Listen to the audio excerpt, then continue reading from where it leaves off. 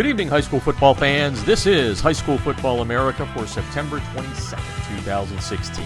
I'm Jeff Fisher, host of the show and founder and editor-in-chief of High School Football America and highschoolfootballamerica.com as we leap into another big weekend of high school football games within the national top 50. And, of course, Thursday Night Football kicking off just around this moment as we start the show. Make sure you keep up with all the games throughout the weekend.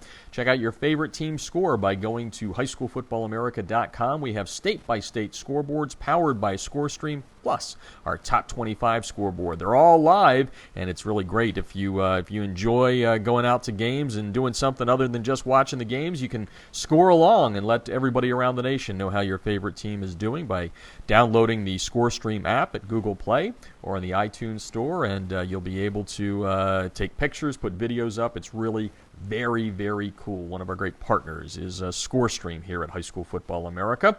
And we do have a top 25 game that will be played tonight in Ohio. Number 8 ranked Coleraine, the Cardinals, and that rock-solid defense taking on Sycamore tonight. And why don't we, at this point, just take a look around the top 25, see where everybody's playing this week. You can check all the games out by going to highschoolfootballamerica.com. Top-ranked Bishop Gorman. They will play their first game in-state in the state of Nevada as they will take on Bonanza on Friday night, tomorrow night. And wouldn't be surprised if the Gales were looking ahead to next week's big matchup against nationally ranked St. Thomas Aquinas. The Raiders ranked number 10 this week in the latest High School Football America Top 25. By the way, for all of you that are not familiar with our rankings, we do them with a proprietary algorithm that we created 4 years ago, and a lot of people think we're spot on. We put ours out on Sunday. Everybody else, the people that are in our media compilation poll, USA Today, our partners there, Max Preps, and also then we have PrepNation.com. Who put out their polls on Monday.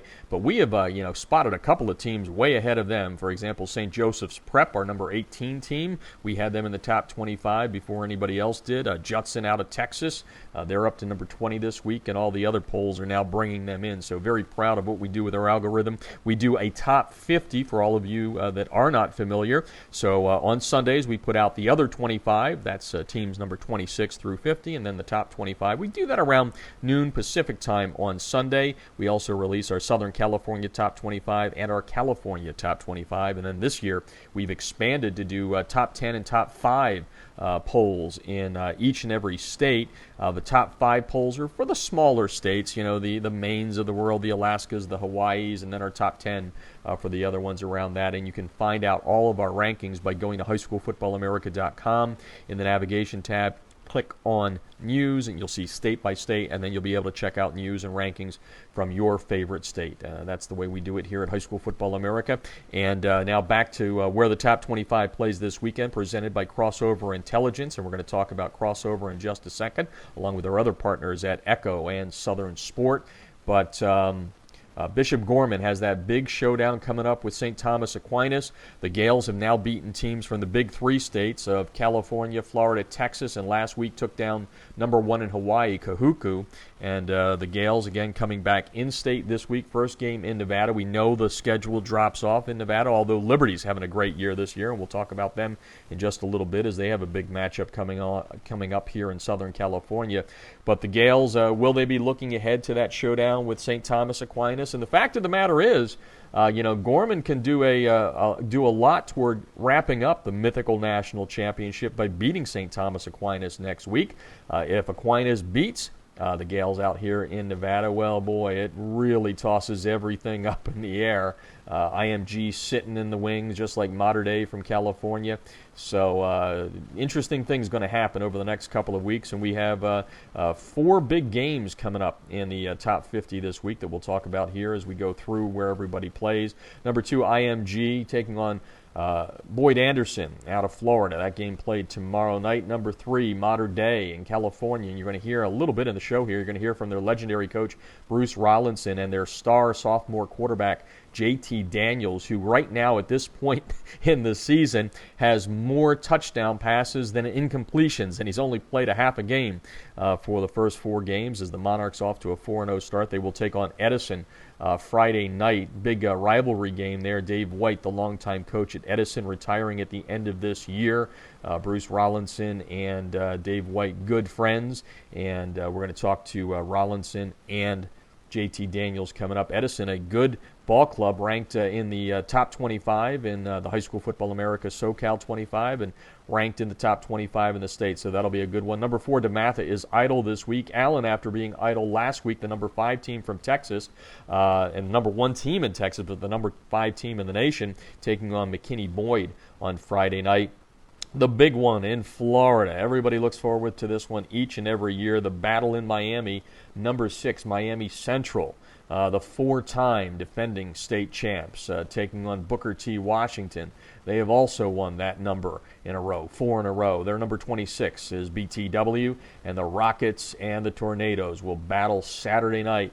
That one will go a long way toward deciding if Miami Central stays in the hunt for a national championship or Booker T. Washington can get climbing up in the polls again. They were all the way up to number 8 before losing to Jackson a couple of weeks ago. So good game there in Miami Saturday night. Number 7, St. John Bosco, the Braves from California, taking on St. Mary's from Stockton, California. That's a matchup of top teams in the top 10, I should say, in the state of California, the Braves and St. Mary's. Mentioned Colerain, number 8, playing tonight against Sycamore. Follow that game live at highschoolfootballamerica.com on our top 25 scoreboard. A big one on Saturday in the top 25. St. John's College, the Cadets from Washington, D.C., hosting number 22, Good Counsel from Maryland. That game will go a long way to setting the tone in the Washington Catholic Athletic Conference. St. John's, what a start to the season, playing 5 of their first 6 games against teams that began the season in the High School Football America preseason top 50. We mentioned St. Thomas Aquinas. They've got Bishop Gorman next week. Last year they had a lot of trouble with Hallandale. They will play them on Friday night. The Raiders cannot look past Hallandale, getting ready for the Gales in a couple of weeks. Number 11, Grayson, a good interstate battle between the Rams in Georgia and Ramsey out of the state of Alabama. Ramsey, the number 10 team in the Alabama top 10, according to the High School Football America algorithm. Number 12, Roswell, the Hornets from Georgia. 3 teams from Georgia ranked 11, 12, and 13 are our top 25. Roswell taking on Archer tomorrow night, and then number 13, Mill Creek, taking on Collins Hill tomorrow evening. Number 14, McGill-Tulane, the Yellow Jackets from Alabama. Big matchup, a revenge matchup against Blount. Last year, McGill-Tulane lost to them, so looking for a little revenge in that one. Number 15, Corona Centennial. They continue to climb here in Southern California. They're up to 15 in the nation, taking on Liberty out of Nevada. Liberty, the team that knocked off Westlake a couple of weeks ago. So, trying to do it again to another big team. The Huskies, the home team, Friday night against Liberty. In Oklahoma, it's Jenks, the Trojans, undefeated, taking on Norman. That game is played tomorrow night. Number 17, Warren Central. They are idle in Indiana. Number 18, St. Joseph's Prep. The Hawks out of Philadelphia, Pennsylvania, taking on Archbishop Carroll. That game played tomorrow night. Number 19, Trinity out of Kentucky, out of Louisville, will take on Jeffersontown. That game is tomorrow night. Number 20, Judson, a big battle in Texas, as they will take on number 28, Cibolo Steel. Cibolo Steel losing that tough overtime game to Lake Travis. They tumbled out of the top 10 at that point, all the way down into the other 25. So Cibolo Steel, the Knights at number 28. A win over Judson would probably boost them back into the top 25. Number 21, American Heritage out of Plantation, Florida, taking on Norland. Norland almost knocking off, undefeated previously, or almost knocking off Miami Central last week. A 2-point win there for Miami Central against Norland. Number 22, we mentioned Good Counsel, the big game on Saturday in D.C. in the nation's capital against St. John's. Number 23, South Point, a new team in the top 25 this week after beating Mallard Creek from North Carolina. The Stallions idle this week at number 23. Also idle at number 24, St. Joseph Regional, the Green Knights out of New Jersey, getting ready for their big battle with Bergen Catholic coming up in New Jersey. And number 25, Mallard Creek. They tumbled from 10 to 25 after losing 17 to 6 last week to South Point out of South Carolina. So there you have around the top 25. We'll have all of the top 50 games listed for you. You can see who's playing who on the website at highschoolfootballamerica.com. Don't forget to follow us on Twitter when we're not on the air at HSFB America. Follow us on Facebook at facebook.com /High School Football America, and on Instagram. Our handle there is High School Football America. And check out our YouTube channel, which is HSFB America. All the videos put up there. You will see a video, or two, I should say, from Bruce Rollinson, head coach at Mater Dei here in Southern California, and JT Daniels. Both of them coming up on the show here in just a couple of minutes, as we're going to focus on a couple of schools out here in Southern California that do a great job of producing college and then professional quarterbacks. First, Rollinson going to talk about how good JT Daniels is as a sophomore. Just so you know, JT has played basically in the first 4 games only a half of football in each game. He is 83 of 103. That's an 80% mark on the completion in the completion category. 1,508 yards, 23 touchdowns. If you do the math, he has 23 touchdowns and only 20 incompletions, a stat that I have never, ever heard of, and Bruce Rollinson will talk about that in just a couple of minutes. Coming off a great freshman year when he threw for 3,042 yards and 33 touchdowns. He's got a great lineup of receivers to throw the ball to, and as a sophomore, he has already picked up offers from Notre Dame, Arizona State, BYU, Cal, USC, Washington, and Washington State. Of course, I was going to say USC. My point was Mater Dei has a pipeline to USC, and that's where Bruce Rollinson actually played his college football under John McKay. Bruce Rollinson has sent on great quarterbacks from the Monarchs to USC, like Matt Barkley and Matt Leinart. You'll hear Bruce Rollinson talk about how JT stacks up against those guys. As a sophomore, JT Daniels is calling his own plays. And Bruce Rollinson says he has an offensive coordinator on the field wearing a helmet, and it doesn't get much better than that, especially when you consider he's going to have him for another 2.5 years. Mater Dei ranked number 3 in the nation coming into this week's game, tomorrow night's game against Edison. And then we'll also on the show tonight talk to Jaime Ortiz, the head coach at San Clemente High School here in Southern California. And Coach Ortiz and his staff there at San Clemente has cranked out quite a few Division I quarterbacks over the last decade or so. Jack Sears, who's heading to Duke, an Elite 11 quarterback, already doing some great things there, and they're 2-2 this year. So we're going to have Jaime on to talk about Jack Sears. Sam Darnold, the quarterback that was before Jack Sears, he will get his first start for USC coming up against Utah, and you'll hear Coach Ortiz talk about that. A couple of other guys, names that you'll recognize: Travis Wilson from Utah, who just wrapped up his career there, played at San Clemente. Chase Reddick, who played at Boston College and then got some time with the Chargers last year in the NFL. We're going to talk about why San Clemente has been able to produce a lot of Division I quarterbacks over the last decade. Also on the show then, on the back end, we're going to talk with Jason Strunk, the head coach at Lubbock High School in West Texas. He writes the turnaround. Earlier this week, he wrote a column that got a lot of national publicity. Once we posted it on High School Football America, we sent it to our partners at USA Today High School Sports, who posted our story, and basically it talks about a blog that Strunky wrote that was basically saying, we've had 4 decades worth of struggles here in Lubbock, and my kids do not deserve to have to pay the price for 4 decades of losing. And some of the things that the players have to endure. They're 0-4 this season. They're 7-47 since Strunky took over. But that record does not tell the story, as he has improved the program from going from 65 kids when he got there in 2011 to 225. Builds a family atmosphere. He's built a nutrition program. Some of these kids aren't eating, a square meal a day, and Strunky makes sure that the kids get fed very well with what they do there. It's a special nutrition program. So we're going to have Jason Strunk coming on to talk about that blog he wrote about why losing doesn't make you a loser. That's what we kind of entitled the post we did on it that we put up on USA Today. But Jason Strunk always has a thing or two to say that helps out coaches, and I'm just real happy that around the nation coaches have been responding to this blog that he wrote, because it's very, very powerful. And if you haven't read it, make sure you go to highschoolfootballamerica.com to do so. Okay, before we take our first break here and bring in Bruce Rollinson and JT Daniels from Mater Dei, I want to bring in our partners. We've already talked about ScoreStream. Download the app at Google Play or on the iTunes Store. Also brought to you tonight by Crossover with a K. Crossover.com/HSFA gets you your free demo. And what does Crossover do? Well, they break down your game film better than you can. And actually, they're going to do it as good as you can, but the thing they're going to do is they're going to save you time. It takes a lot of time, energy, and time away from the family when you're sitting there breaking down your own game film, scouting your next opponent. Crossover does it for you, and they do it flawlessly.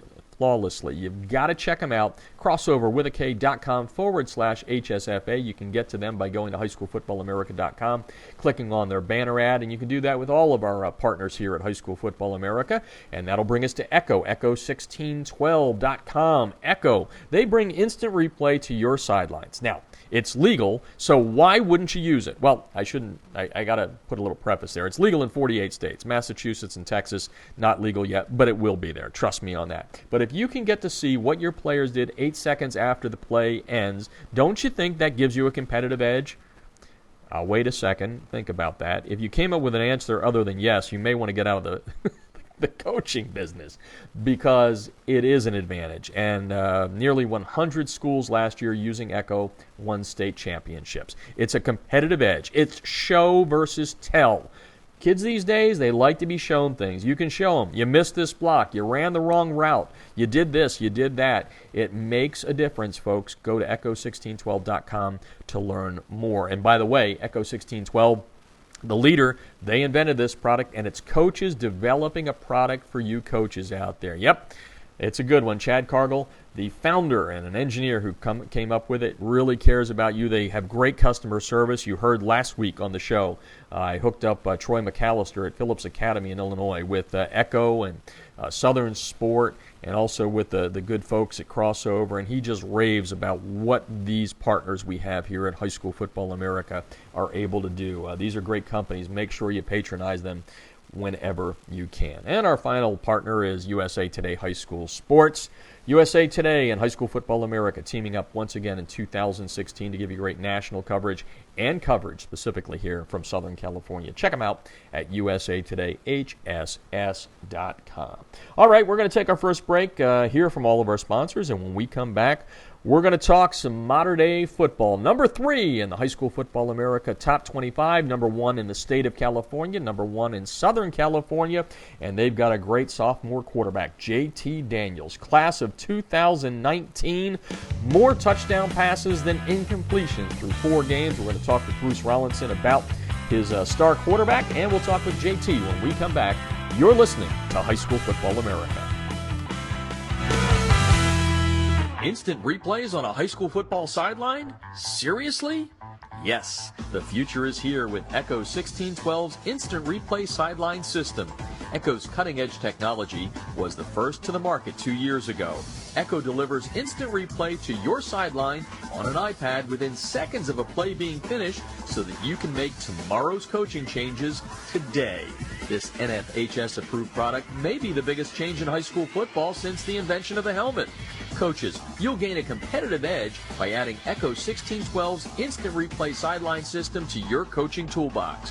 How cool is this? The Echo Instant Replay Sideline System works with both your current booth and end zone cameras, plus, and this is an important point, Echo works without any cellular connection, data plans, or internet.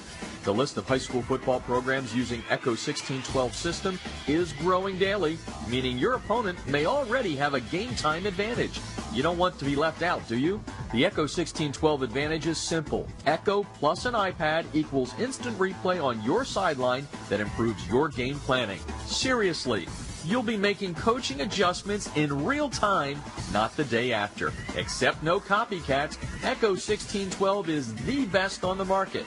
Echo 1612's cutting-edge technology helps you make tomorrow's adjustments today. Learn more at echo1612.com.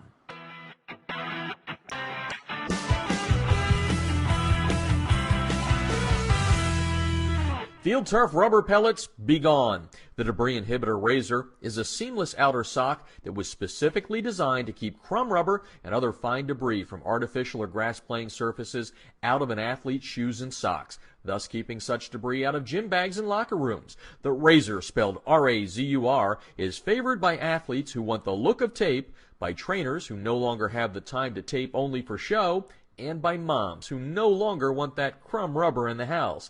The Debris Inhibitor Razor is made in America. It's 70% nylon and 30% spandex, making it extra lightweight and very durable, and it's backed by a 1-year performance guarantee. The Debris Inhibitor Razor covers just the right amount of a player's shoe while keeping those shoelaces tight. It's fully customizable, machine washable, and more importantly, it's easy to get on and off. The Debris Inhibitor Razor comes in 23 colors, and sizes are youth, medium, large, and for that extra big foot, extra large. Founded in 2010 by former University of Mississippi All-SEC football player Carl Hoppy Langley III, Southern Sport Inc. created the Debris Inhibitor to improve athletic performance by protecting athletes, allowing them to look and feel better with technically advanced products engineered with superior fabric construction, patented design, and proven innovation. Get a discount on your order by using the High School Football America code HSFA when you order at TDIRazor.com. That's razor spelled with a U at TDIRazor.com.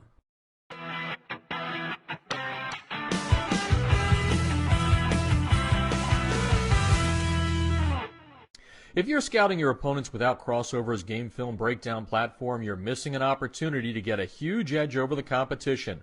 Crossover's service lets you upload game film from your hard drive, video camera, or other websites like Huddle. Their team of football experts will then clip and tag the game with player and formation info so that when you log into your account, you can filter the clips however you'd like. They'll also automatically prepare a comprehensive tendency report and down and distance report for your staff so you can see exactly what your opponents like to call in specific situations. We all know that every coach spends countless hours preparing before a game. It's not about the time you put in, it's about what you do with that time. That's Crossover's biggest advantage. It allows you to use your prep time more efficiently and get an even deeper level of insight since you don't have to waste time setting up the film. Check them out. You're going to love them. You can sign up for a quick free demo at crossover.com/football. That's crossover with a K.com/football.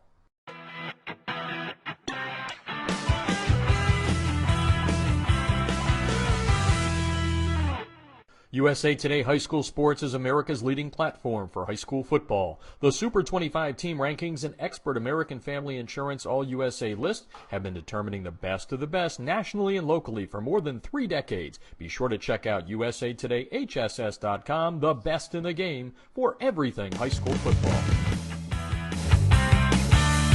Jeff Fisher back on High School Football America tonight. Games already underway. Check out our live state-by-state scoreboards by going to highschoolfootballamerica.com. They're all powered by ScoreStream.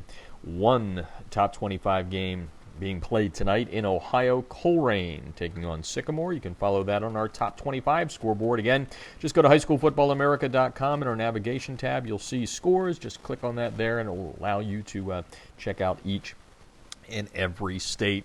Favorite team. If you're out at the game, why don't you score along? Download the ScoreStream app at Google Play and in the iTunes Store. Well, we mentioned this at the top, a theme here tonight, talking about Southern California schools that crank out some pretty darn good quarterbacks. In just a little bit, we're going to talk with Jaime Ortiz, the head coach at San Clemente High School. Jack Sears, an Elite 11 quarterback for them this year, heading to Duke. Sam Darnold, the guy before Jack Sears, going to start for USC against Utah coming up on Friday night. And there is a long list of Division I quarterbacks that have played for the Tritons, and Jaime Ortiz will join us to talk about that. Back into the show, we're going to talk with Jason Strunk, who writes the turnaround for us at highschoolfootballamerica.com. Head coach at Lubbock High School in West Texas. They have had some struggles for 4 decades, but earlier this week, Jason writing a great blog that we then turned into a big story that has gone nationally. Or I even would say it's viral with the amount of feedback that Strunky's getting from around the country, talking about what it's like to coach a team that's had 4 decades worth of struggles and keeping the young men there, upright and proud of what they're doing and what they're accomplishing, goes beyond wins and losses. We titled the story that we wrote for Strunky around that blog called "Losing Doesn't Make You a Loser," and it's kind of resonating with a lot of coaches. So stick around for that interview with Strunky coming up on the back end of High School Football America. If you've missed any of our shows, and we began these back in July of 2011, all of the shows are free and downloadable for you. Just go to highschoolfootballamerica.com, click on audio, and all the shows are there for you. Well, we're going to kick off the show tonight with our first set of interviews on Wednesday. Yesterday, we took a trip to Santa Ana to check out Mater Dei, the number 3 team in the High School Football America National Top 25, number 1 in SoCal, number 1 in the state of California as well, in our rankings that are developed with our proprietary algorithm.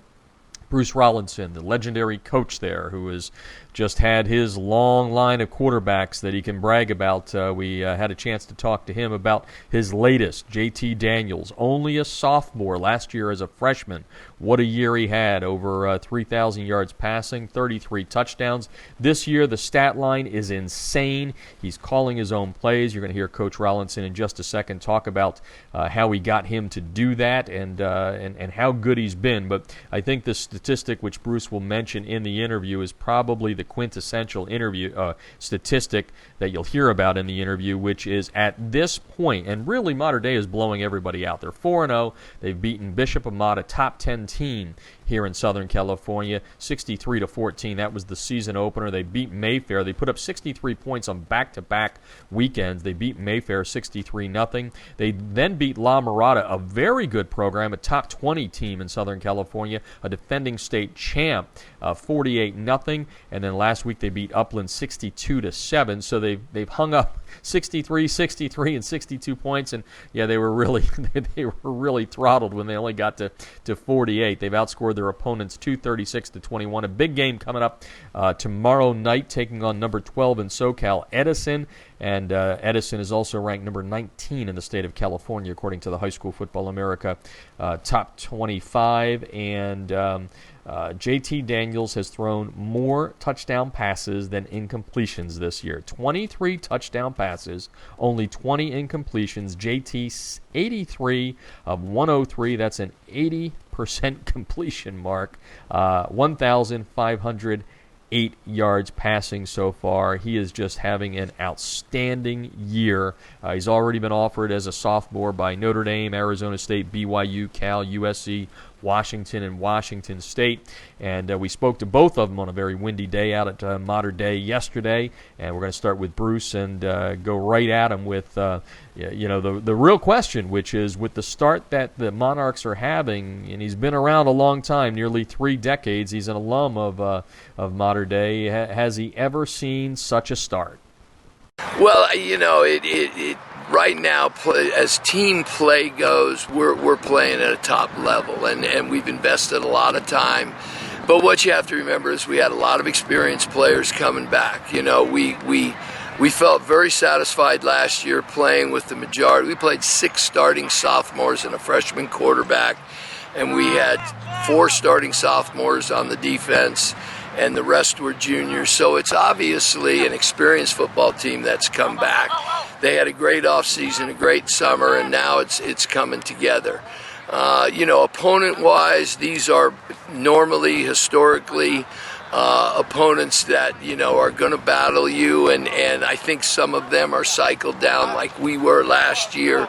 But I don't want to discredit what we're doing. I mean, we're playing well, and what we've challenged the kids is to practice and have perfect practices and then just go 1 week at a time. We know what's down the road. The Trinity League is waiting.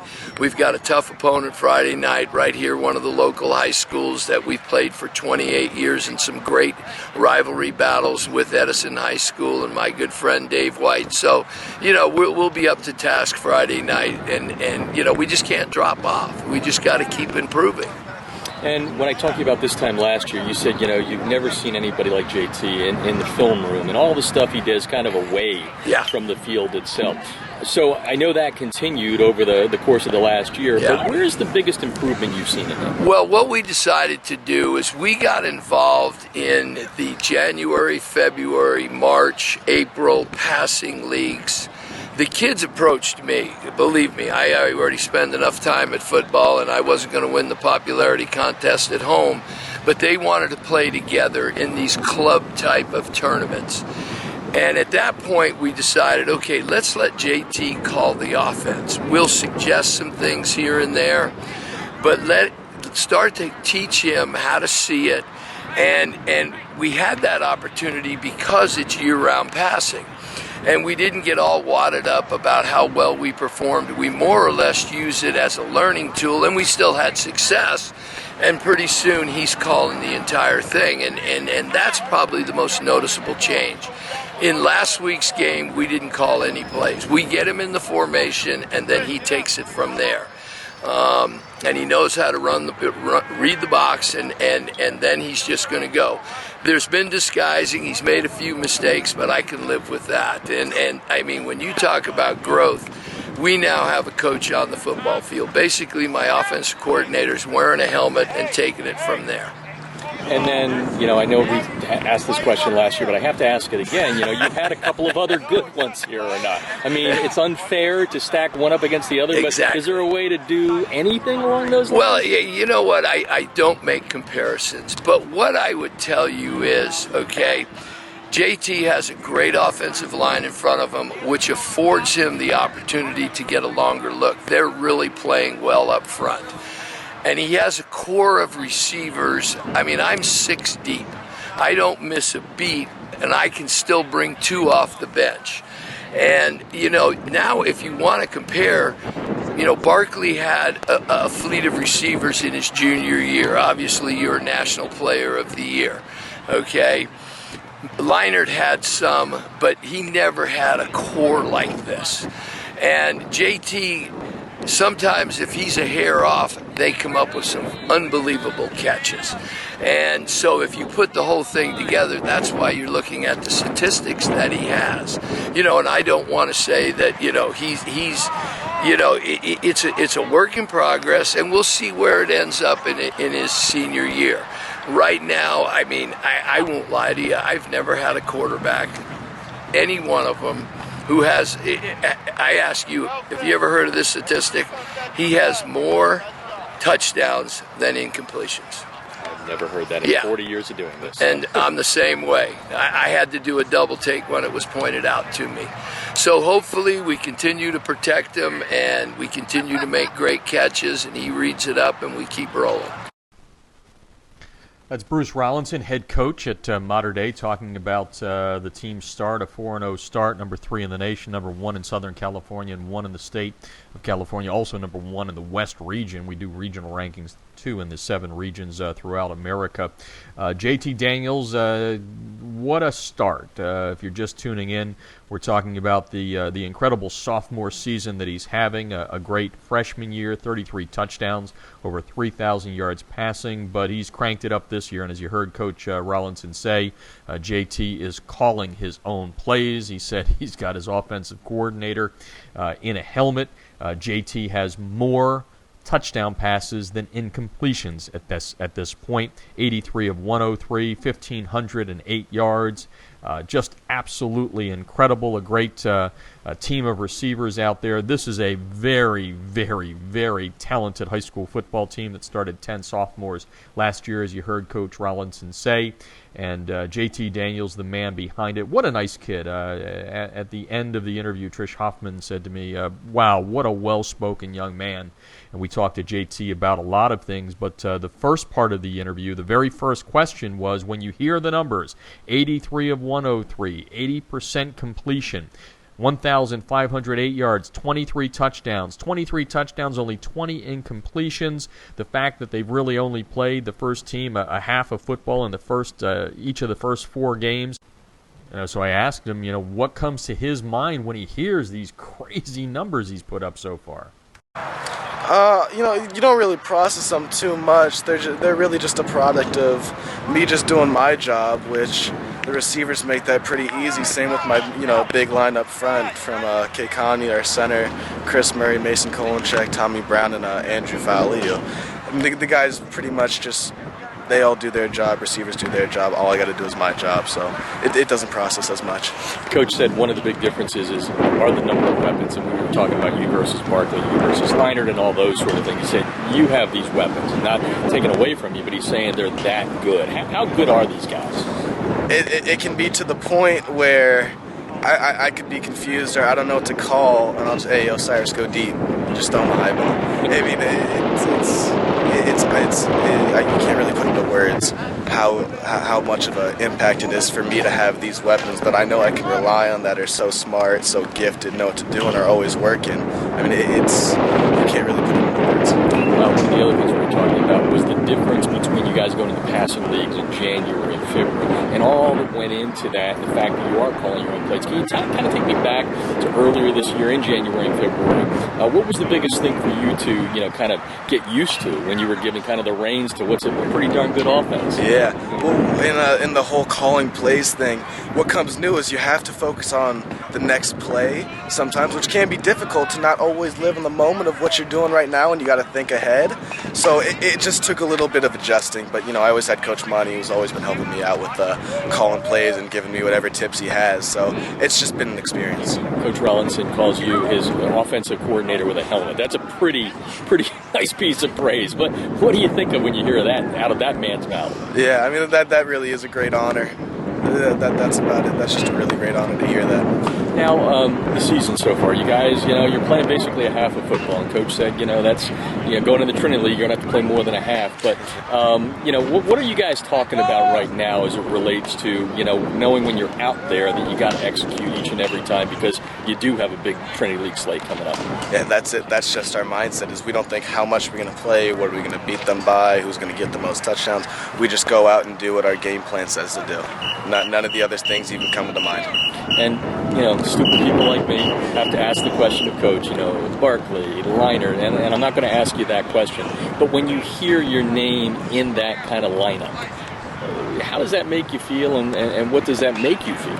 Yeah, I mean, that's just really, it is another great honor to be even putting the names with Leinart and Barkley and all of them, but you can't put too much mind to it. I mean, it's just a great honor to be able to play at the school that they played at, and put your name, be heard with some of them, because those are some of the greats, that have played high school football, college football, NFL. And I know it's hard to say, you're a half year through your sophomore year now, but where's the biggest progression you've seen in your position as a player and a leader on this team? Confidence. It's all been confidence from last year. I give a lot of credit to Curtis Robinson, Brandon Marsh, Frank, and Jed Smith for really helping me through last year, being a freshman on the varsity team, and really helping me fall into my place as the quarterback, and they helped a lot to simplify it, and that's all it's been, to give me confidence, is just simplifying the game. And the last question is, with all those names I gave and with what you've done so far comes pressure. How do you deal with pressure as just a sophomore on this team? Yeah, the environment of Mater Dei takes the pressure away, I'd say. Nobody ever puts pressure on me or anybody to perform. Like, you have to play, and it's a necessity. I don't feel that. I don't feel like that comes with the job. We just put pressure on ourselves to give our best effort and, do whatever we can to get better. So the pressure to perform, I really don't feel. It's just a pressure to get better and give my all. Again, that's our interview. That was our interview with JT Daniels out at Santa Ana yesterday in Southern California here. Mater Dei High School sophomore quarterback. 23 touchdown passes, only 20 incompletions. I don't know that I've ever heard a line like that ever in covering high school football. For that matter, I would have to say probably the collegiate and the pro ranks as well. Completely insane number, and what a great kid he is. Again, well-spoken, as you heard him say. He spread around all the love to the offensive linemen first, his receivers. JT Daniels is going to be a good one. Big game tomorrow night here in Southern California. Mater Dei, number 1 in the West, number 1 in Southern California, number 1 in California in our algorithm rankings. Number 3 in the land, taking on Edison, number 12 in SoCal, and number 19 in the state of California. Should be a good matchup. A couple of legendary coaches, Bruce Rollinson and Dave White, who's going to be stepping down after 3 decades at the helm of Edison. Should be a good battle at Orange Coast College tomorrow night in Southern California. All right, we're going to keep with the theme of Southern California quarterbacks. Down the road from us here in San Clemente, right down the road from Long Beach, is San Clemente High School. Jack Sears, an Elite 11 quarterback, manning the controls of the Triton offense this year. He's headed to Duke. That's where he's given his verbal. Took the place of Sam Darnold, who's now at USC. Will get his first collegiate start tomorrow night against Utah. Before that, Travis Wilson at Utah. He was a San Clemente quarterback. Chase Reddick, who went on to Boston College. He was an SC quarterback, meaning San Clemente. That's what they call themselves down here. Well, Jaime Ortiz has been the man behind the program and cranking out these great quarterbacks, and a lot of colleges have come through San Clemente over the last several years to check out what they have calling signals, and we've got another good one this year. So we're going to talk to Coach Ortiz when we come back about Jack Sears, about the lineage, the legacy of quarterbacks at San Clemente. That and more. You're listening to High School Football America.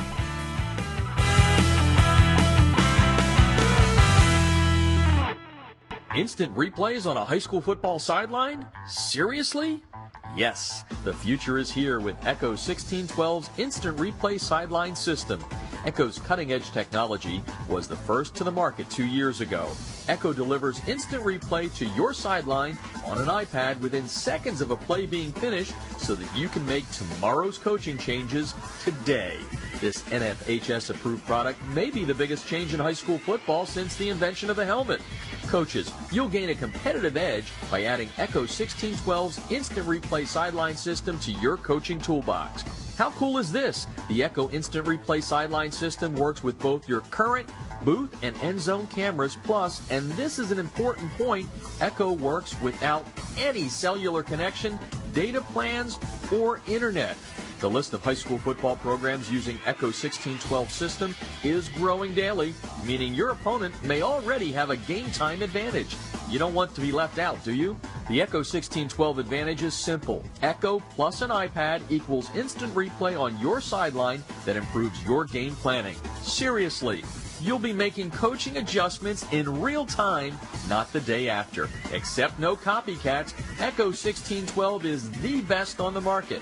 Echo 1612's cutting-edge technology helps you make tomorrow's adjustments today. Learn more at echo1612.com.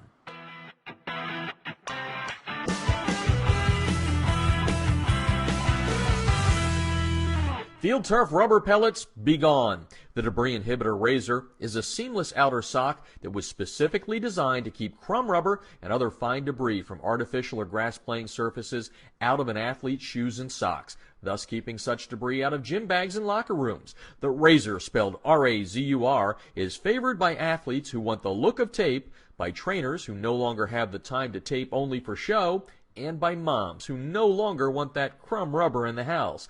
The Debris Inhibitor Razor is made in America. It's 70% nylon and 30% spandex, making it extra lightweight and very durable, and it's backed by a 1-year performance guarantee. The Debris Inhibitor Razor covers just the right amount of a player's shoe while keeping those shoelaces tight. It's fully customizable, machine washable, and more importantly, it's easy to get on and off. The Debris Inhibitor Razor comes in 23 colors, and sizes are youth, medium, large, and for that extra big foot, extra large. Founded in 2010 by former University of Mississippi All-SEC football player Carl Hoppy Langley III, Southern Sport Inc. created the Debris Inhibitor to improve athletic performance by protecting athletes, allowing them to look and feel better with technically advanced products engineered with superior fabric construction, patented design, and proven innovation. Get a discount on your order by using the High School Football America code HSFA when you order at TDIRazor.com. That's razor spelled with a U at TDIRazor.com.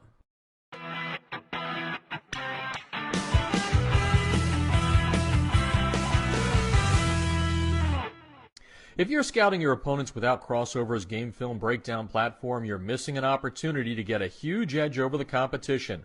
Crossover's service lets you upload game film from your hard drive, video camera, or other websites like Huddle. Their team of football experts will then clip and tag the game with player and formation info so that when you log into your account, you can filter the clips however you'd like. They'll also automatically prepare a comprehensive tendency report and down and distance report for your staff so you can can see exactly what your opponents like to call in specific situations.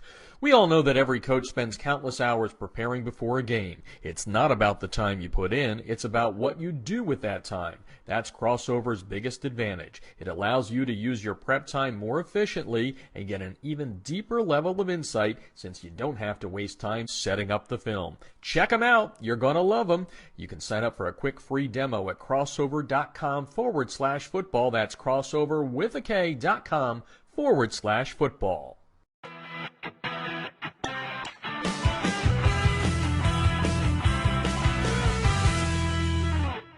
USA Today High School Sports is America's leading platform for high school football. The Super 25 team rankings and expert American Family Insurance All-USA list have been determining the best of the best nationally and locally for more than 3 decades. Be sure to check out usatodayhss.com, the best in the game for everything high school football. This portion of High School Football America brought to you by USA Today High School Sports. Once again in 2016.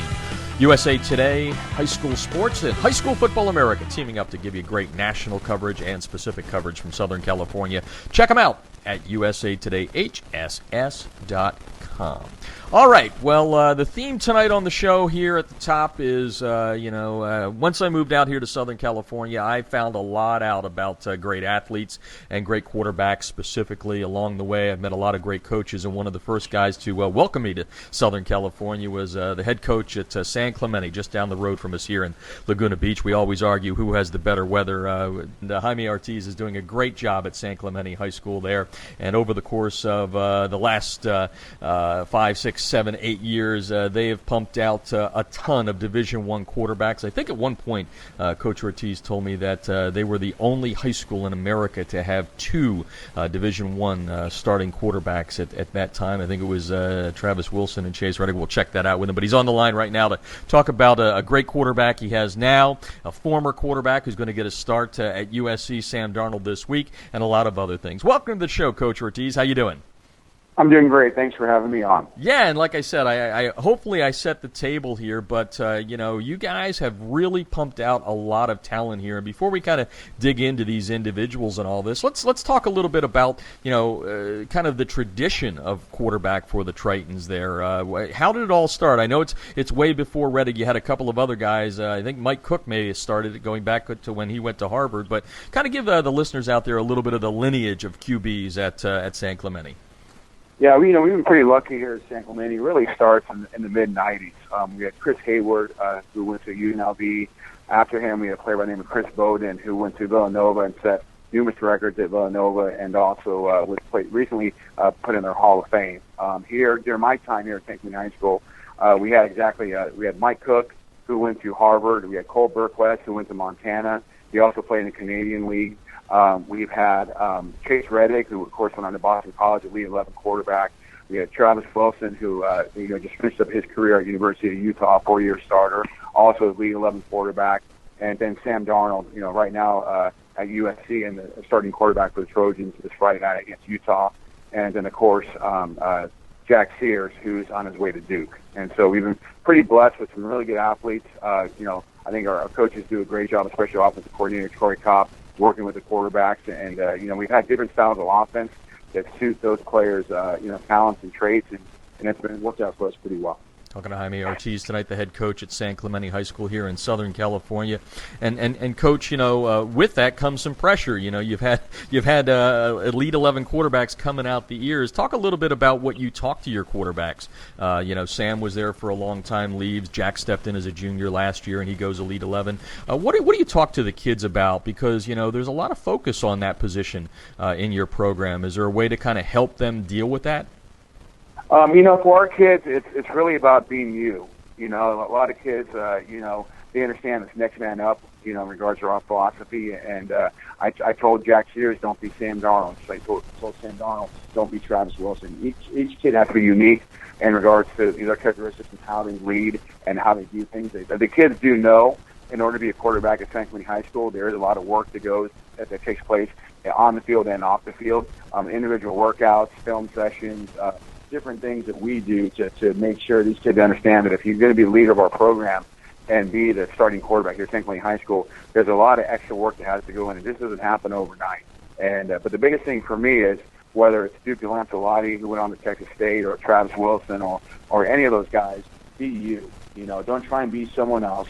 Live within the moment and attack it with full energy and force. And that's what we tell our kids, that there's not a special formula. It's about just kids understanding their responsibilities and working their tail off to be that starting guy. And with it comes a lot of prestige and a lot of accolades that comes with it, but also a lot of pressure as well. And the kids have to understand they need to get at the bat. Talking San Clemente football tonight on High School Football America, brought to you by USA Today High School Sports. Coach, along with what I just talked about, pressure, one of the things that takes away the pressure, I think, and maybe it's just the fact that I've gotten to know you over the last 4 years, is you guys are a family, and these quarterbacks that have come before, the Jack Sears of the world right now, really do kind of, embrace, those roots and stay there. Can you talk a little bit about that family atmosphere that you have there, especially as it relates to the quarterback position?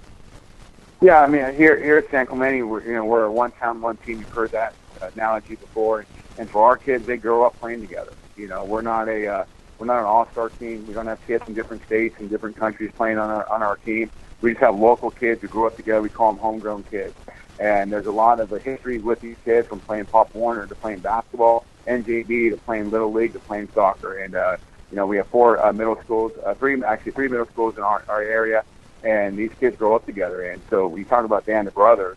I think San Clemente High School is a perfect example where they're loyal to each other.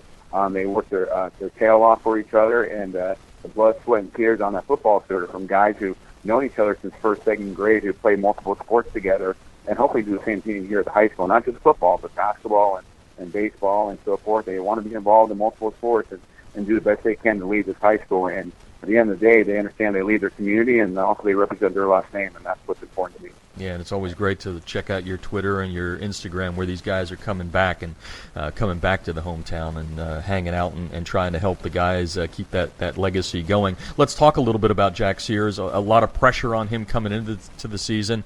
Elite 11, got a lot of looks, made his decision right there at the beginning of fall camp this year to go to Duke. Tell me a little bit about Jack and how he stacks up in the things and how he's done over your first 4 games here in the 2016 season. Yeah, Jack, made that decision, and right when camp started. His goal was to make his decision. He had, top schools of Duke, USC, and UCLA, and at the end of the day, he felt Duke was home and where he best felt comfortable. And for him, he's focused all his energy on the season. Right now, we are 2-2. The two teams we lost to, Oceanside and Lubbock, are both high-quality opponents, and I expect them to do great things in the playoffs, if not, just in league.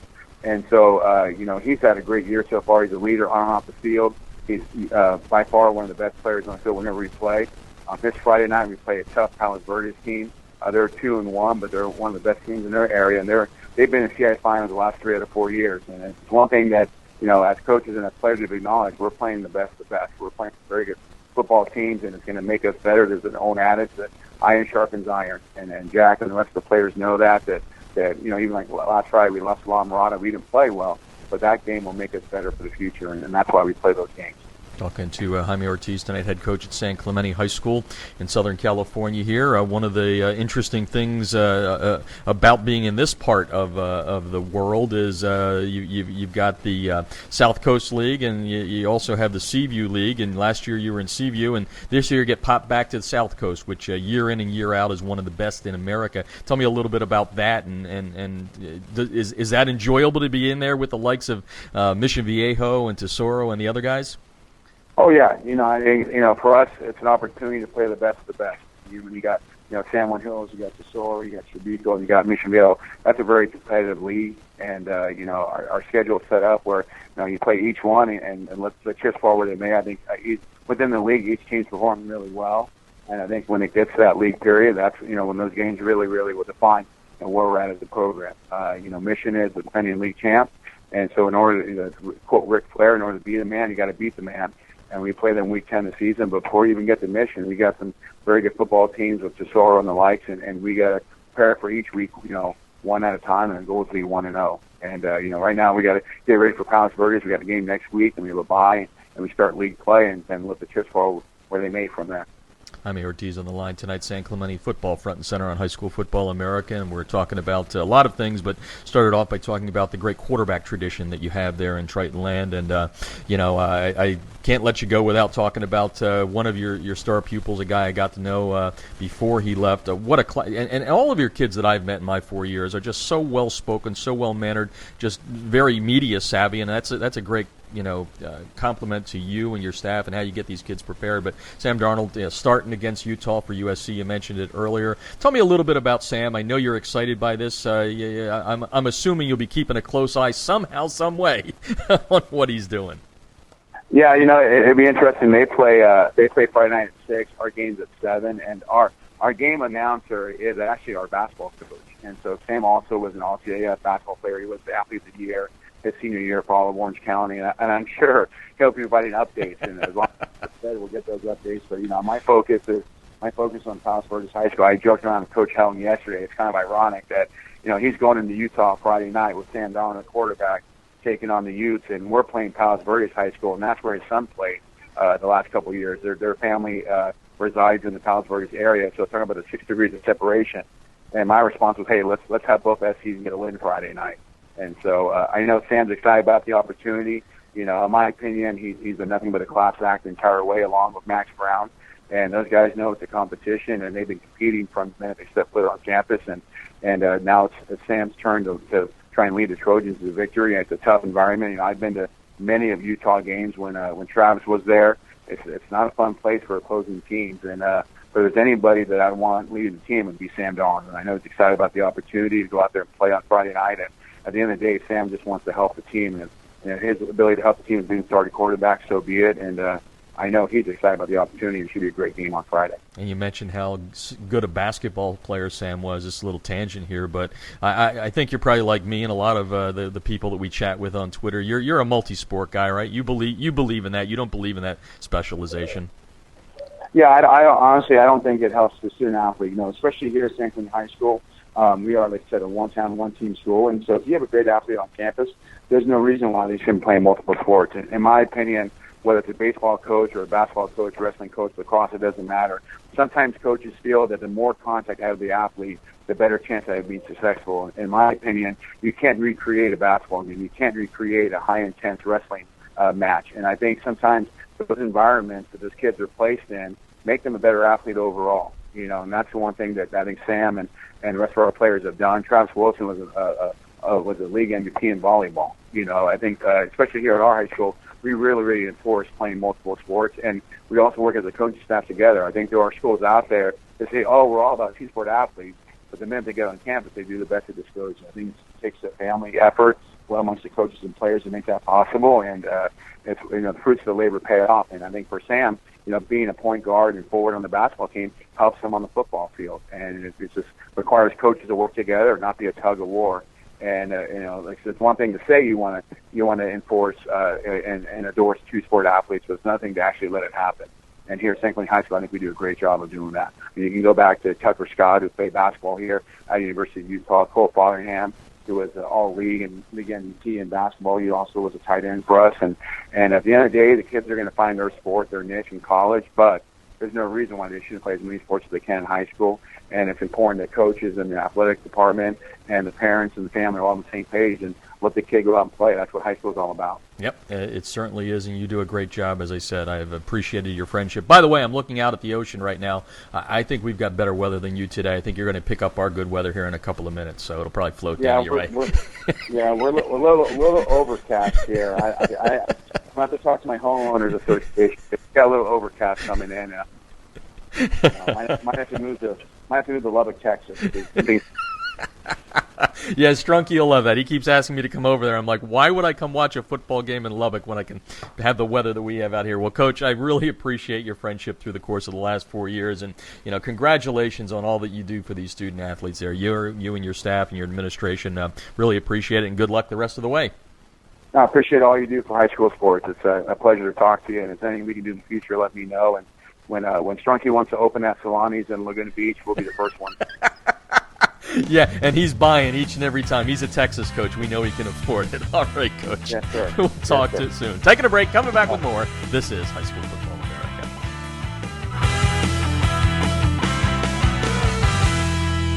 Instant replays on a high school football sideline? Seriously? Yes, the future is here with Echo 1612's Instant Replay Sideline System. Echo's cutting-edge technology was the first to the market 2 years ago.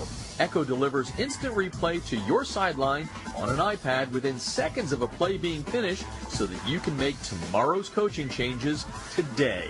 This NFHS-approved product may be the biggest change in high school football since the invention of the helmet. Coaches, you'll gain a competitive edge by adding Echo 1612's Instant Replay Sideline System to your coaching toolbox. How cool is this? The Echo Instant Replay Sideline System works with both your current booth and end zone cameras, plus, and this is an important point, Echo works without any cellular connection, data plans, or internet. The list of high school football programs using Echo 1612 system is growing daily, meaning your opponent may already have a game time advantage. You don't want to be left out, do you? The Echo 1612 advantage is simple. Echo plus an iPad equals instant replay on your sideline that improves your game planning. Seriously, you'll be making coaching adjustments in real time, not the day after. Except no copycats, Echo 1612 is the best on the market. Echo 1612's cutting-edge technology helps you make tomorrow's adjustments today. Learn more at echo1612.com.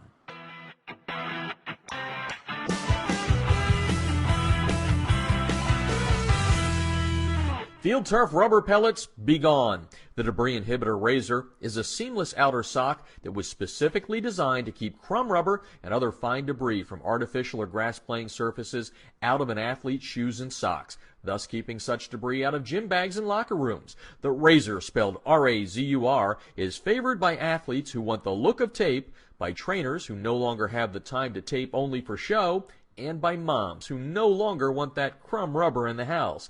The Debris Inhibitor Razor is made in America. It's 70% nylon and 30% spandex, making it extra lightweight and very durable, and it's backed by a 1-year performance guarantee. The Debris Inhibitor Razor covers just the right amount of a player's shoe while keeping those shoelaces tight. It's fully customizable, machine washable, and more importantly, it's easy to get on and off. The Debris Inhibitor Razor comes in 23 colors, and sizes are youth, medium, large, and for that extra big foot, extra large. Founded in 2010 by former University of Mississippi All-SEC football player Carl Hoppy Langley III, Southern Sport Inc. created the Debris Inhibitor to improve athletic performance by protecting athletes, allowing them to look and feel better with technically advanced products engineered with superior fabric construction, patented design, and proven innovation. Get a discount on your order by using the High School Football America code HSFA when you order at TDIRazor.com. That's razor spelled with a U at TDIRazor.com.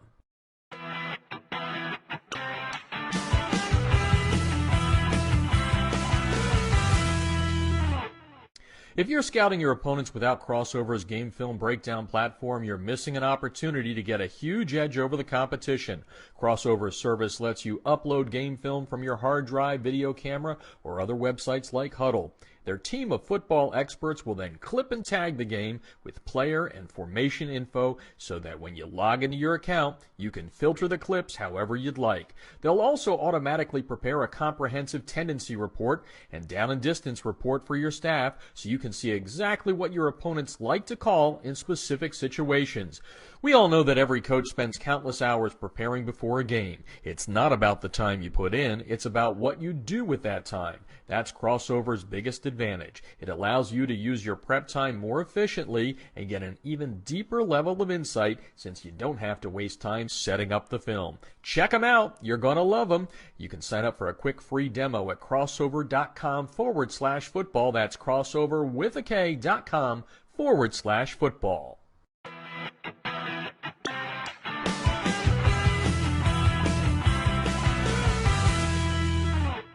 USA Today High School Sports is America's leading platform for high school football. The Super 25 team rankings and expert American Family Insurance All-USA list have been determining the best of the best nationally and locally for more than 3 decades. Be sure to check out usatodayhss.com, the best in the game, for everything high school football.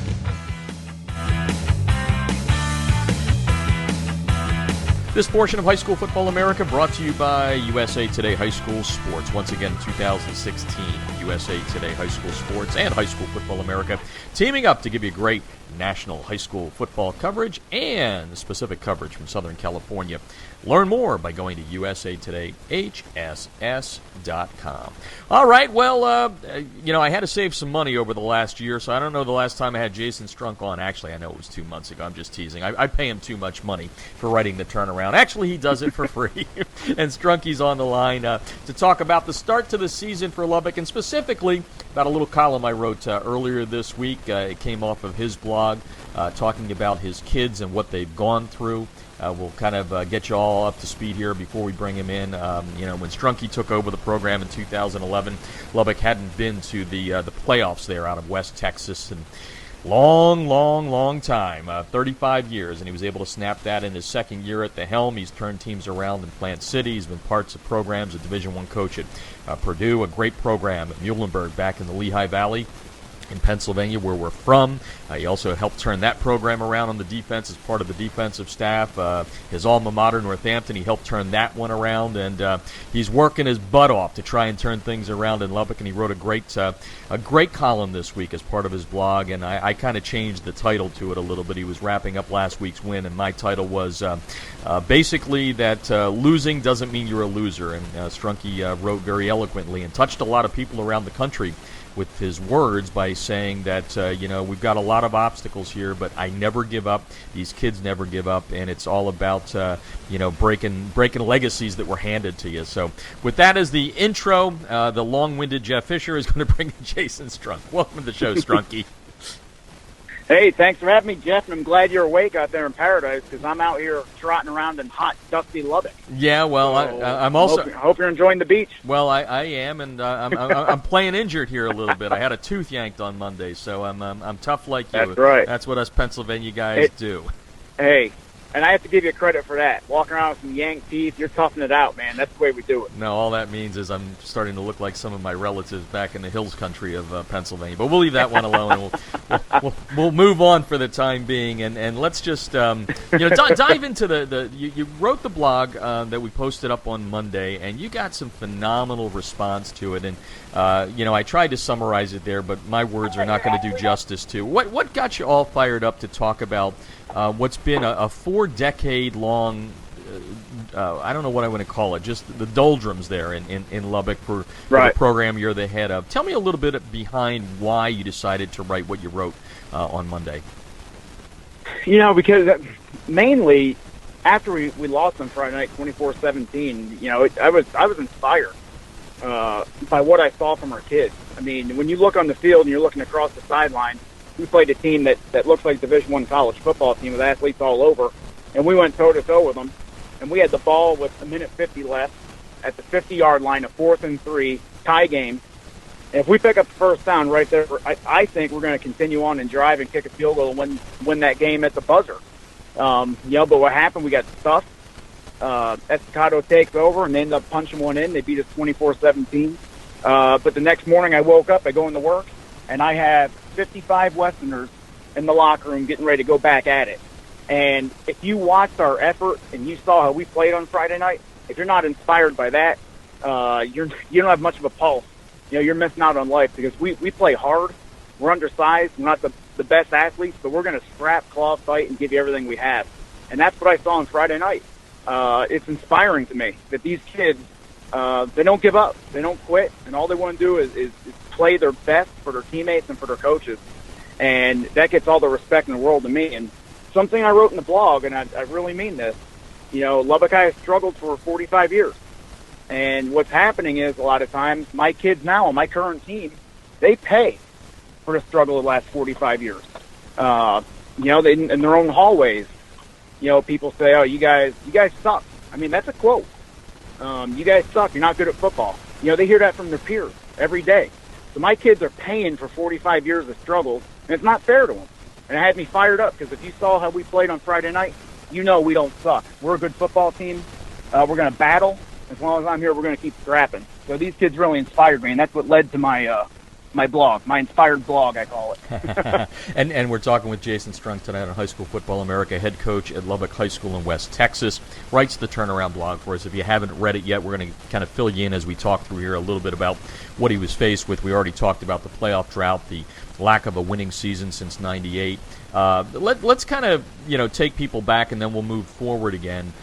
When you took over in 2011, you came out of Plant City in Florida. You got things turned around there. You were touted in the national media by ESPN talking about the great job you did there.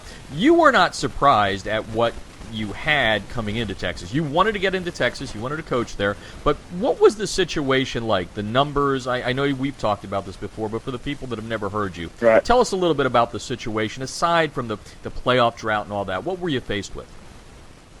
Right. After I left Plant City and went to Purdue, I realized coaching at Purdue that I just miss high school football. I like being in charge. I like rebuilding programs, and I think you have a bigger impact on high school kids. And Texas, for me, is the mecca. I always wanted to get here. So I kind of used Purdue as my springboard to open some eyes and get into Texas. And I knew, I knew the struggle that was going on here at Lubbock, but I also knew it was my way into Texas. I know it's hard to get hired in a state when you're an outsider. I knew I wasn't going to get hired at Allen or Permian or any of those schools, Katy, as an outsider. So I looked for a job that was a massive rebuild and someone take a shot at me. And it was Lubbock High and Coach Mark Ball. It was a perfect fit. And I knew coming in it was going to be tough, but that's the kind of job I want. I want to go into a place and win a state title right away. I want to go in and put my own stamp on things, because anybody can win a state title if you inherit all the kids and athletes you have. You can do that. But to come in and rebuild a program and fix it from the ground up, that's right up my alley, and that's what I wanted. In Lubbock High, I found that. And when I got here, a few things did surprise me. I knew it was tough, but a few things did surprise me. Like, number one, there was one football in the entire program when I got here. When you read about Texas and you think football, and it's the mecca, and I get to a program in Texas where there's one football, I'm kind of like, wow, all right, well, let's use this one football as much as we can until I can order some. So we had one football, and we had about 65 total kids in the program from 9th grade through 12th. It was slim pickings. There wasn't a lot of kids to choose from. It was so downtrodden. The attitude was awful, and we just had to get to work and fix that. And over the last 6 years, we went from 65 players to 215 plus. How? Well, we're good for kids, and we treat them right. And we tell our kids every day we love them, and we're going to fight together. We're going to get through this. We're going to play some good football. And it's just taken off. So 65 kids to 215, just through hard work and determination by myself and the coaching staff, trying to give these kids a shot and teach them, football, but more importantly, life lessons every day at Lubbock High. Yeah. Because if you can come here and play football for us, and fight through it and all the obstacles you face, from the naysayers to, whatever it is, you're going to be just fine in life. You'll make your way through. And in year one, we went 0-10. Year two, we're in the state playoffs, first time in 36 years. So it's kind of taken root from there. We haven't been back to the playoffs, and that's a goal when we get here. When I got here, that was a goal, and we want to get there every year. And we haven't been back since, but we're fighting to get back. And it's just, Jeff, it was so bad here. We had to have the kids come to the building and line up outside and bring them in one by one every day and make sure their head was up, their chest was out, and chin was up. And we smacked them on the chest every day to fix body language just before they entered our building. That's how far we've come. That's where we were at.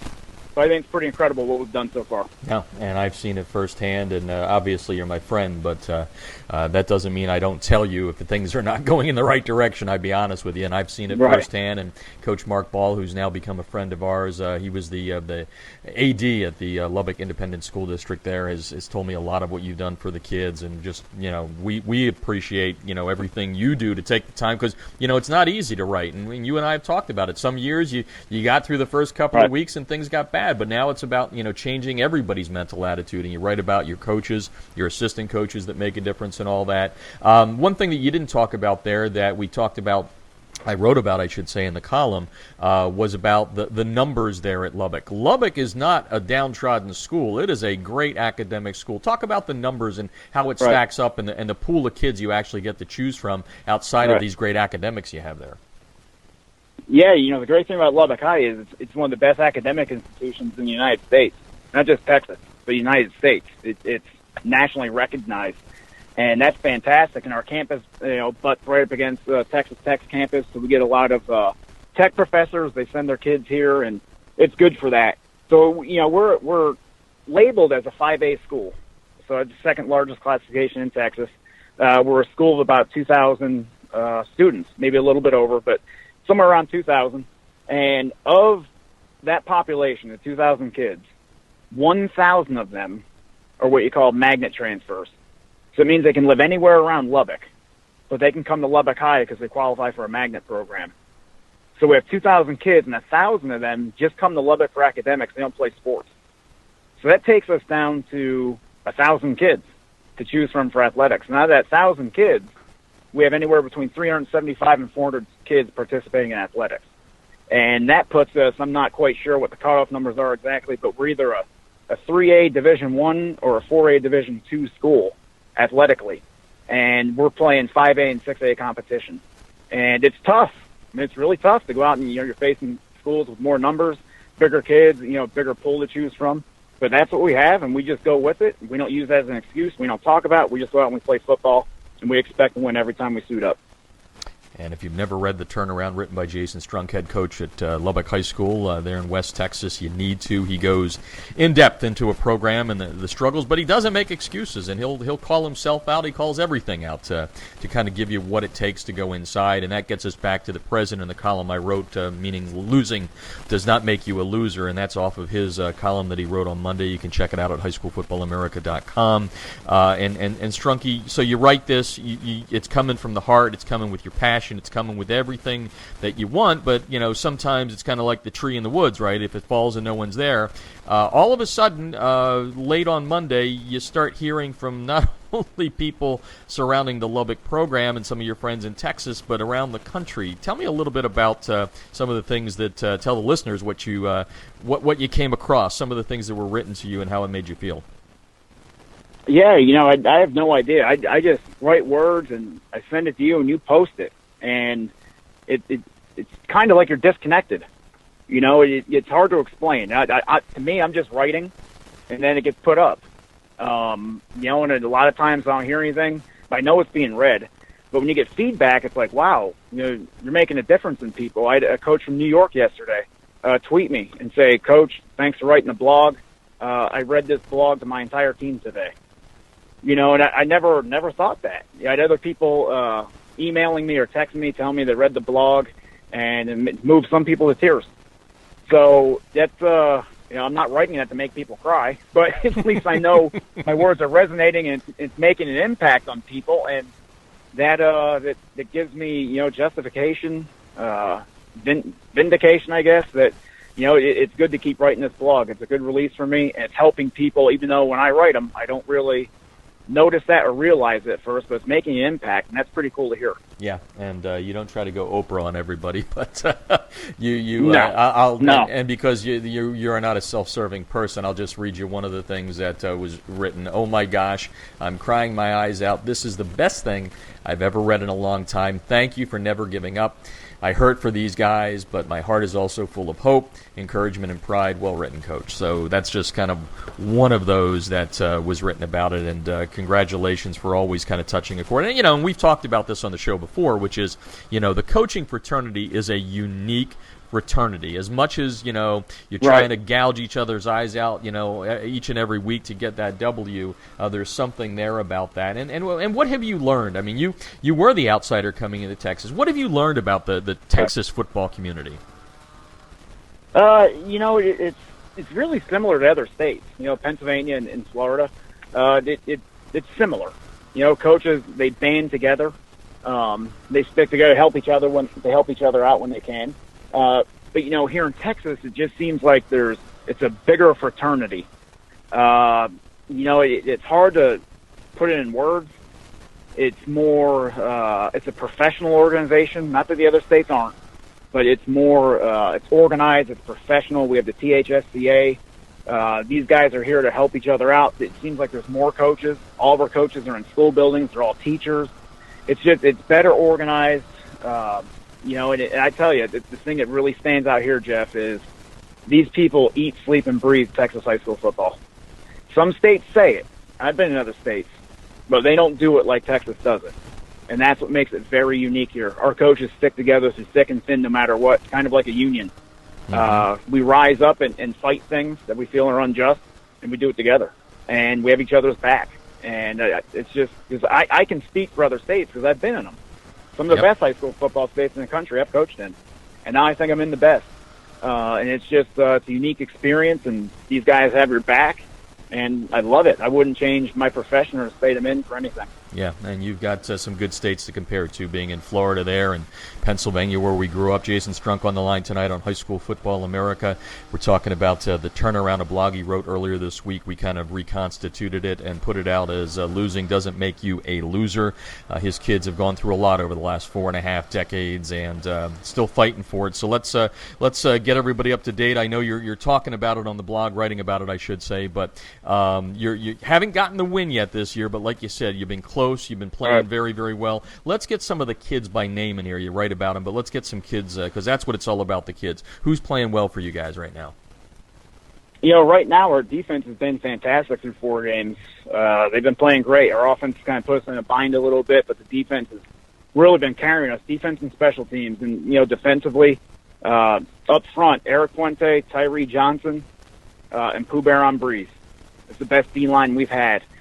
Pooh Bear and Eric Puente played 98% of the snaps in every game, offensively and defensively. They go both ways. And they've been fantastic up front. At linebacker, Milam Mayfield, he's been great. Dotre, our other linebacker, he's been fantastic. And our secondary's been playing really well. We held Andrews to 3 touchdowns.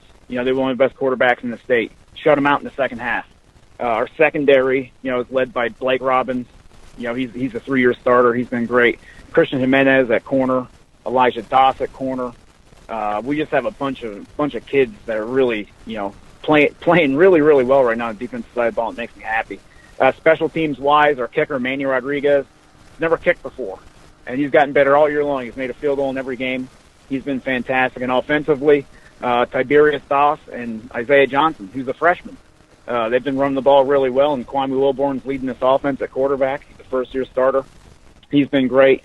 Wide receivers, again, Blake Robbins and Happy Martinez, who's 5'7", 140 pounds, has probably close to, I think, 30 receptions this year through 4 games. So he's doing a fantastic job. So those are some of the names that are carrying us. There's more, and I can talk about them all day long. I try to mention each and every one of them in the blog when I can. But right now, this is just a great team, and I mean team in every sense of the word.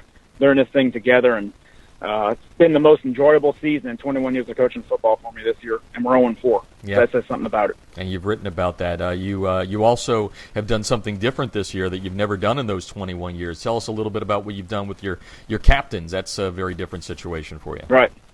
Yeah, I get, me, I kind of stray from the norm. I've always been that way. Just a bit. I'm a little, just a bit. And I'm a little odd, and I don't like the status quo. I don't like cliches. It's like all of a sudden one guy does something, now every coach in America is doing it. It just kind of irritates me. You have all these things going on in college. Well, we have a captain's council of 11 people. Whatever. I don't need to do that. What I realize is I picked one permanent captain this year, Blake Robbins, and then every week I pick 3 new ones. You don't need to be a starter. You don't need to be a backup. You can be 5th string. Doesn't matter. I picked the captains, the 3 other captains, based upon them showing up on time, them cheering for their teammates during a game. Whatever the criteria is. So I picked 3 new ones every week. And so far in 4 weeks, I've had 4 captains out there that are not starters, nor are they backups. But they're there every day. They work hard, and they're just like the rest of our team. And that could have made their high school career by being a captain 1 week. And I'm going to go with that the rest of my career. It's about making a difference in people's lives, not having this leadership council and watering things down. Pick the guys each week that earn it. And that's what we're going with. It's all about performance. As a matter of fact, I'm trying to remember, you had written about a young man last week, and I can't think of his name. I don't want to pick too many out, but I remember you saying that, he literally came out of anywhere. Can you remind me who that was? I remember reading, and I just can't get his name right now. Yeah, David Morton. Yes. Tell us a little bit about David. Morton. David's a great kid. He's there every day. He hasn't missed a workout in 3 years in the off season. Hasn't missed a practice in 3 years. He's a wide receiver. He doesn't get on the field. He has a hard time with his hands. Catching the ball, and he can't crack the starting lineup on defense. He's probably third string, and he's never gotten in a varsity game before until the week I made him a captain. He played the last 2 minutes of the game up at Dumas, and he was so excited and pumped to be a captain and lead the team out on the field. It was good stuff. That may have just made his high school career.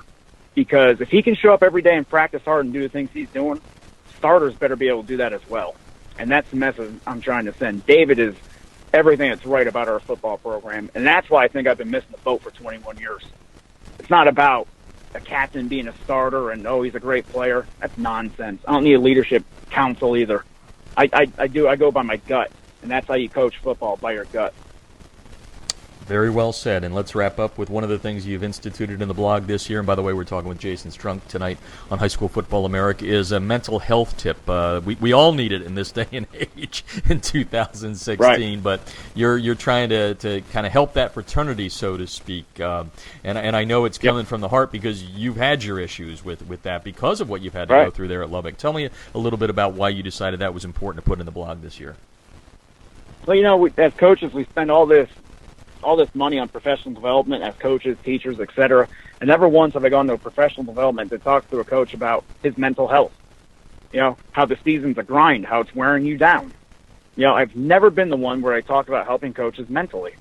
And if someone had that for me, I really would have appreciated it, because when you deal with a lot of losing like I have, you're not used to it, you start feeling like a loser. And I'm just being honest. That's how I felt. It started beating me down. Until, you and some other people close to me started reshifting my focus and perspective, and I got it back. And once I got that back, I realized, wow, I was in a deep, dark hole. I was letting football define me through wins and losses. I didn't look at myself as a dad, a husband, a son. I started looking at myself as a loser. And that was tough to take. I snapped out of it. I got things back in perspective. And I think coaches need to hear it. You got to take care of yourself mentally, and let's not forget physically too. You need to be in shape, because this coaching's a beatdown. So you got to be mentally sharp. And I just feel, because of what I went through, I can write and people can read that, and maybe they'll take a step back, like, wow, I don't want that to happen to me. I should listen to this and do this. That's the idea behind it. That I hope that's making an impact, because I really struggled, for about 6 or 7 months. It was tough. But you know what? I'm a fighter. I came back swinging. Here I am, and hopefully I'm helping other coaches across the country. You absolutely are, and I can't further this interview because I think that's a good, as George Costanza said there, Jason Strunk or Jason Alexander. We joke about Strunk. Yeah. He kind of is George. We're going to go out on a high note on that one. That's a good way to high note to end this interview. But congratulations on what you've done there for the kids. And like you said, it's not X's and O's. You and I have had some long conversations. Sometimes I got to yell at you. Sometimes I feel like I'm a coach with you, but I like it. You do it anytime. Yeah, it's coming from the heart, and we appreciate your friendship and all you do. And I'll tell you, there's nothing more that any of us look forward to out here on the West Coast than to see you get that first W this year, and then turn that into a playoff, and then turn it into a playoff win, and then all those good things that come with that. Continued success, and again, congrats for everything you do for those kids there in Lubbock. It's not a cookies and cream neighborhood. Lubbock has its issues, which know, but you've done a great job. So congratulations, and look forward to talking to you down the road. You got it. Thanks, Jeff. I appreciate it. Jason Strunk, who writes the turnaround for us on High School Football America, a great blog. You can check it out, highschoolfootballamerica.com. Wrote a great piece this week that we shared on our partner website, USA Today High School Sports, about everything that Strunky's gone through there in Lubbock, and what a great group of kids there, and wish him nothing but continued success. I want to thank all of our guests on the show tonight. Jaime Ortiz, head coach of Southern California's San Clemente High School, along with Bruce Rollinson, head coach of the number 3 ranked Mater Dei Monarchs, and his sensational sophomore quarterback, JT Daniels. If you missed any of the show, make sure you go to highschoolfootballamerica.com. It's posted there in our archives, free and on demand whenever you want to listen to it. Some of the greatest names in high school football, coaches, players, have been on this show since 2011. It's our privilege to bring this to you each and every week, and we appreciate all the listeners for tuning in and taking part in making our program America's premier high school football talk show. I'm going to thank our partners on the show tonight. Crossover with a K, crossover.com/HSFA. Get your free demo by going to crossover.com/HSFA. They'll break down your game film for you and give it to you concisely, and it'll be a great way for you to save time and do what you do best, which is coach, which is also what Echo does. It gives you an advantage by bringing instant replay to your sidelines. Echo1612.com. Our good friends at Southern Sport also joining us, keeping those pesky rubber pellets from field turf out of your shoes. Get a discount on your order by using the code HSFA. That's TDI Razor, Razor with a U, TDI Razor, RAZUR.com. Just a great look, over 20 colors. You can get your logo on those spats now. These things are blowing up. Trust me, you need to get them to make yourself look spiffy out there on the field, and it will save you money because tape at $4 a roll is very, very expensive. And follow our state-by-state scoreboards powered live by ScoreStream. Get the app at Google Play or in the iTunes Store. All right, well, football is clicking along here on Thursday night. Check out highschoolfootballamerica.com throughout the weekend. The live scoreboards are going. You can find out the top 25 teams, how they're making out. And don't forget, we release, before anyone else, the national rankings, the top 50, every Sunday at noon Pacific time. So while you're watching your NFL game, see where your favorite high school football team is ranked in the nation. For now, this is Jeff Fisher saying good night and good sports from Southern California. You've been listening to America's premier high school football talk show, High School Football America.